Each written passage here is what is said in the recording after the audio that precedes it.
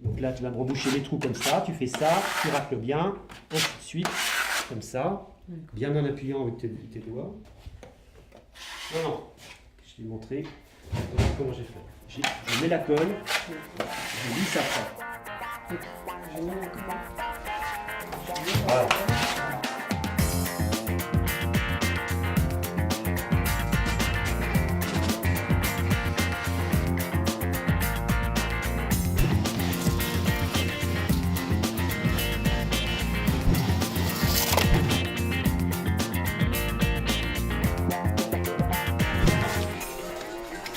Bonjour, je cherche Valentin. Je suis plâtrier plaquiste et j'ai 17 ans. Je fais un CAP candidateur.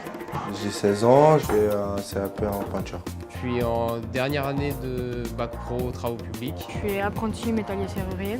Je soude, je meule, je fais des œuvres métalliques.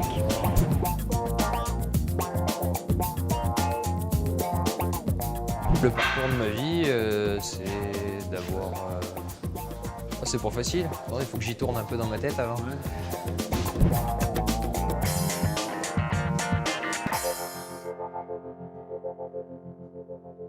Mon projet vite serait d'ouvrir une entreprise de cabanes dans les arbres. Des cabanes dans les arbres, c'est un rêve d'enfant.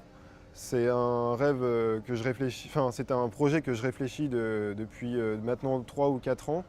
Et ce qui m'a permis aussi de lier mon diplôme d'hôtellerie au futur diplôme. J'ai choisi l'apprentissage parce que l'école ça me plaisait plus et qu'il fallait que je trouve quelque chose pour m'en sortir. Ça a changé ma vie parce que déjà le relationnel c'est pas le même. Ils nous prennent plus pour des adultes plutôt que des enfants. Au début, je me suis trompée de voie. J'ai commencé en fait en esthétique. J'ai eu mon CAP d'esthétique. Et finalement, le milieu des femmes, ça m'a pas du tout plu. J'ai voulu changer. Et en fait, j'ai fait des travaux chez moi. Et c'est là que j'ai vu que les travaux manuels, ça me plaisait beaucoup. Et voilà, c'est comme ça que je faisais la peinture. Alors, quel est votre projet de vie? Mon projet de vie, c'est de rester dans la charpente. J'avais le choix entre le foot et mon parcours professionnel en charpente. Donc le foot, c'est pas sûr que là au moins j'aurais mon diplôme. Mon grand-père bossait toujours dans le bâtiment et j'ai toujours vu des engins tout le temps. Après, mon père s'est mis à son compte. Je suis allé 2-3 fois sur les chantiers et depuis, je suis un fan de ça et je veux faire ma vie, je veux que ça finisse dans les engins. J'ai vu mon père faire de la peinture. Je me suis dit, ok, pourquoi pas moi. J'ai tout fait pour trouver un patron, pour trouver un CFA. Et puis aujourd'hui, je fais ce que j'aime. J'aimerais bien réussir mon CAP, ramener un diplôme à ma mère et à mon père. C'est ça qu'ils veulent. De toute façon, je suis la seule à travailler chez moi.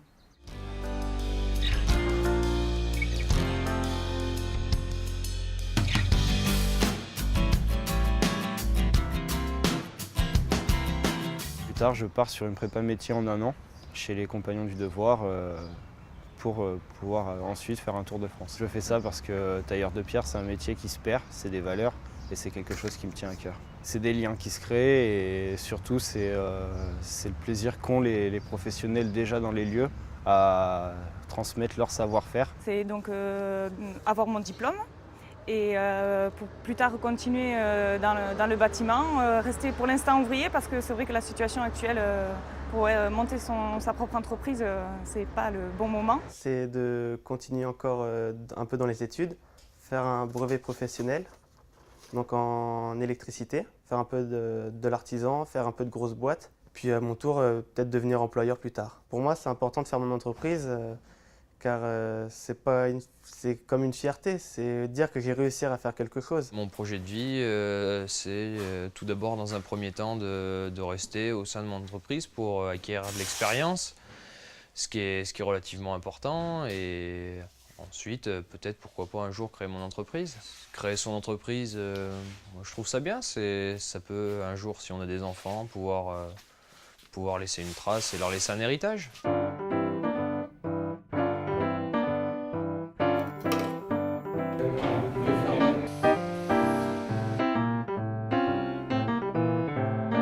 L'avenir de ma profession, il y aura toujours du boulot, les maisons auront toujours besoin d'un toit. c'est obligé, même des toits plats. On parle de crise, donc forcément la crise, donc il y a beaucoup moins de moyens pour embaucher des entreprises, pouvoir faire les travaux chez soi, donc les gens se mettent beaucoup à regarder, à étudier et à le faire eux-mêmes. Tous les engins s'améliorent, on fait de moins en moins de choses à la main, on va dire, on fait tout avec des engins et ça devient de plus en plus facile à faire le travail. On s'use moins qu'avant, on va dire.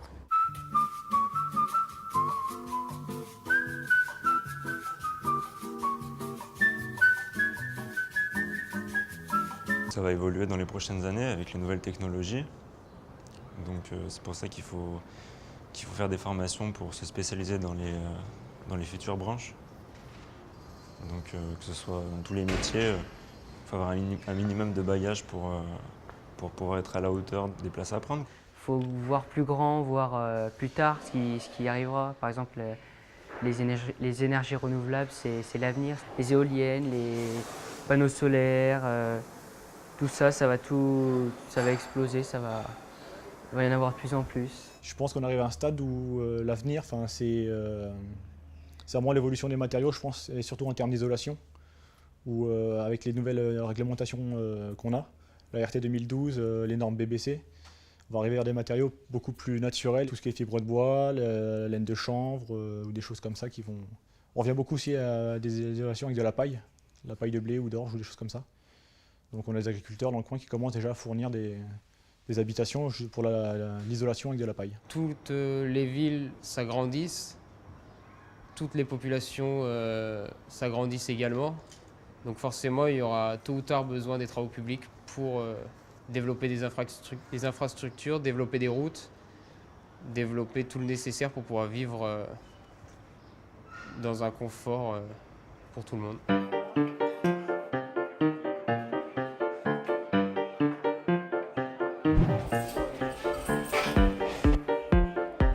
En tant qu'apprenti, qu'est-ce que vous avez vraiment appris? Ce que j'ai appris cette année, plein de choses. Comme par exemple, les trucs que je ne savais pas faire du tout, c'est de poser de la toile, peindre, réchampi, mettre du scotch sur les plinthes. Déjà, moi-même, je suis une fille, je ne savais pas ce que ça voulait dire pleintre. Ce que j'aime le plus, c'est poncer. J'adore ça. J'adore. Il y a des personnes qui vont me trouver folle, mais j'adore ça. La soudure. J'adore souder, j'adore quand je fais de belles soudures, j'adore quand c'est net. Quand moi je suis arrivée, je connaissais rien. Et en 6 mois, j'ai appris beaucoup de choses et c'est vrai que c'est bien d'être dans son travail et de savoir ce qu'on fait, quoi.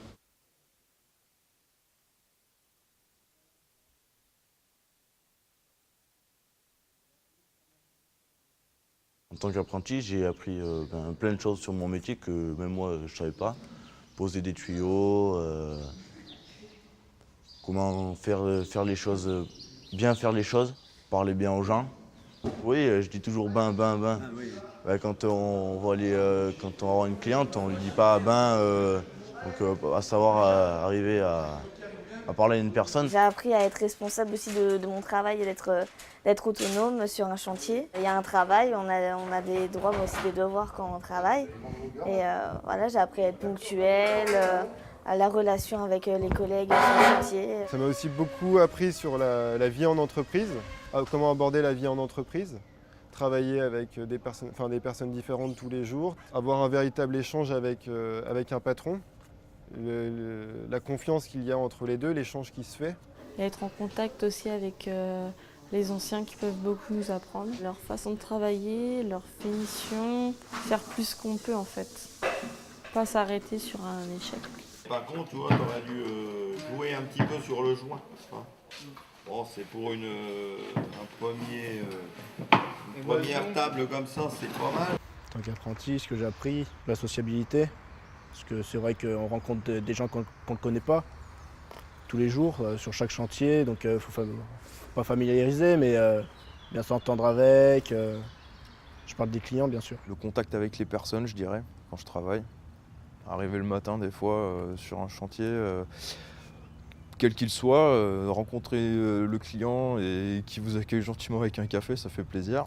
C'est important pour moi parce que ça donne un contact humain, quoi. Je pense qu'on grandit plus vite en entrant rapidement dans le monde du travail qu'en restant à l'école. Parce que dans le monde du travail, on est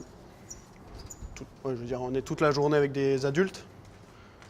Donc ils nous tirent vers le haut, ils nous donnent envie de réussir. On a appris à être sociable. Avant, j'étais plus dans ma bulle. Je faisais attention à personne. Donc je parlais à personne. Je voulais pas m'étaler. Alors qu'à l'heure d'aujourd'hui, avec mon travail, j'ai appris à avoir des relations avec d'autres personnes. Jusqu'à présent, je voyais mes parents partir au travail et revenir le soir, mais je ne savais pas vraiment à quoi ça consistait, quoi. Parce que moi, j'ai toujours été en cours, assis derrière une chaise à écouter ce que me racontaient les professeurs et jamais vraiment dans une activité, dans une activité de travail, quoi. Être à fond, bosser, savoir ce que c'est que la vie on va dire d'adulte, enfin le fil d'une vie, enfin ça va toujours être ça, quoi. C'est pas quand on est en général tout ça, on rêve un peu, on se dit on fera comme ça, comme ça, comme ça. Là, ça pose les limites. C'est la maturité aussi. Elle m'est venue au bout des années d'apprentissage, car je sais qu'en première année de plomberie, on sort du collège, donc c'est toujours encore un peu, pardon du terme, mais gamin. Après le premier CAP, qu'on voit qu'on grandit et que même les profs ils considèrent plus comme des gamins et plutôt comme des salariés, c'est revalorisant.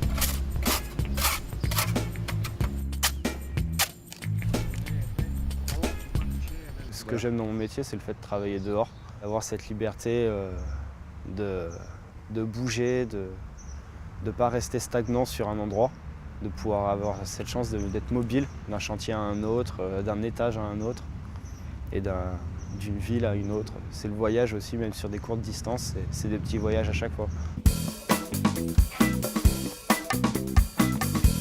Aux jeunes qui souhaitent choisir la voie de l'apprentissage, qu'est-ce que vous auriez envie de leur dire pour les convaincre? Aux jeunes, j'ai envie de leur dire qu'on a la paye à la fin du mois. J'ai 16 ans et des fois j'ai envie de m'acheter des choses. Ma maman, elle n'a pas forcément l'argent, donc je peux m'acheter ce que je veux, je peux faire ce que je veux. Et voilà. Si ma maman est d'accord, bien sûr. C'est le meilleur moyen d'apprendre un métier, on est en contact avec le métier. Après on touche une rémunération, mais c'est pas non plus le plus important. Ce qui compte, c'est d'apprendre le métier qu'on aime. Il y en a qui pensent que l'apprentissage, ils pensent à l'argent, on va toucher une paye, mais ils touchent une paye et il faut le mériter pour toucher une paye. Il faut pas, c'est pas en passant le balai. Il faut apprendre, il faut poser des questions, il faut se renseigner sur le métier. Franchement, ça change la vie. On vous prend pas. Moi, je vais parler un peu grossièrement, mais on vous prend pas pour une petite merde, quoi. On vous prend pour quelqu'un de responsable et voilà, je pense que déjà ça c'est quelque chose de très bien. Quand on est jeune comme ça, on a une vision des adultes qu'on n'a même pas envie de respecter ou des choses comme ça, et ça nous change complètement. Au CFA, ça se passe vraiment différemment du lycée. C'est vraiment plus agréable les cours. Les jeunes ils s'entendent tous bien. Il n'y a pas de tension, les profs ils sont tous gentils parce que c'est pas des professeurs, c'est des formateurs.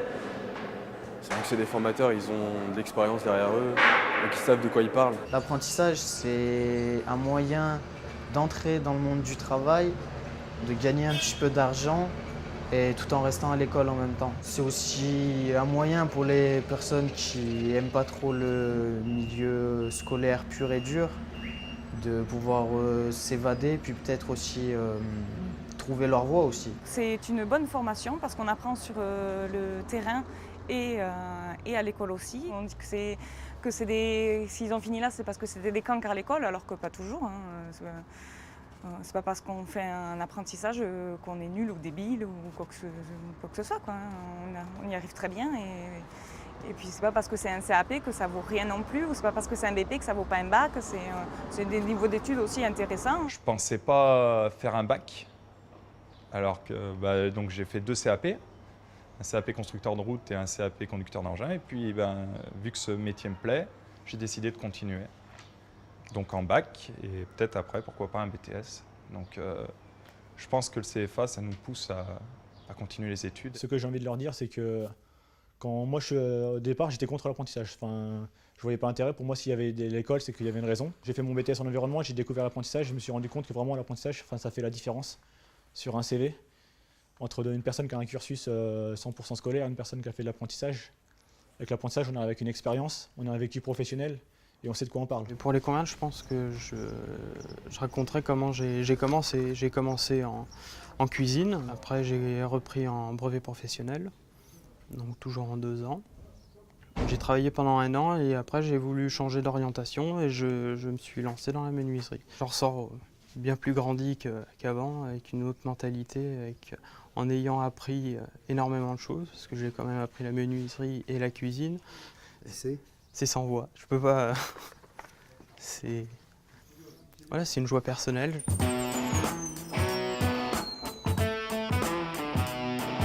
Et aux entreprises, qu'est-ce que vous avez envie de leur dire?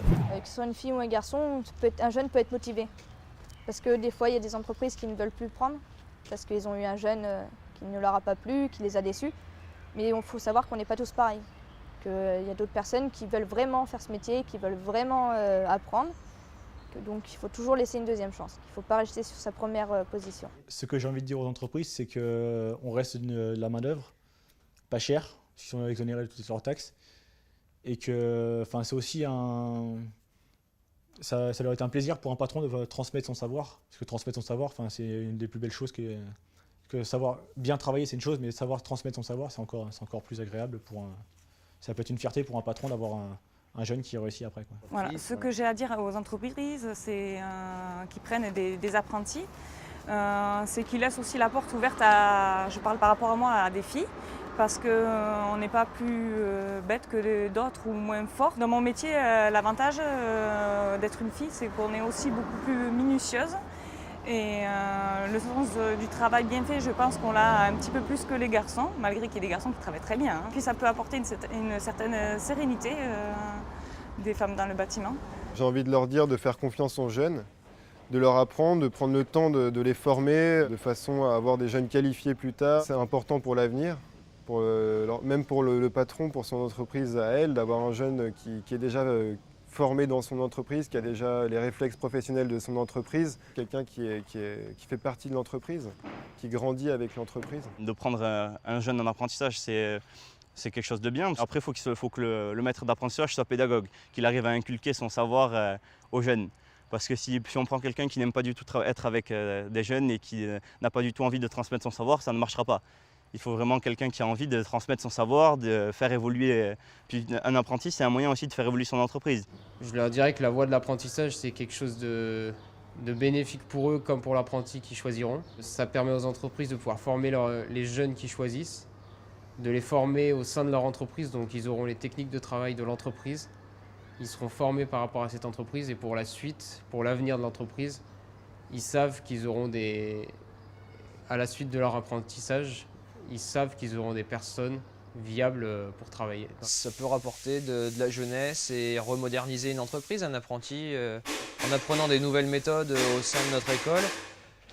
Ça peut des fois redonner de la vie à une entreprise.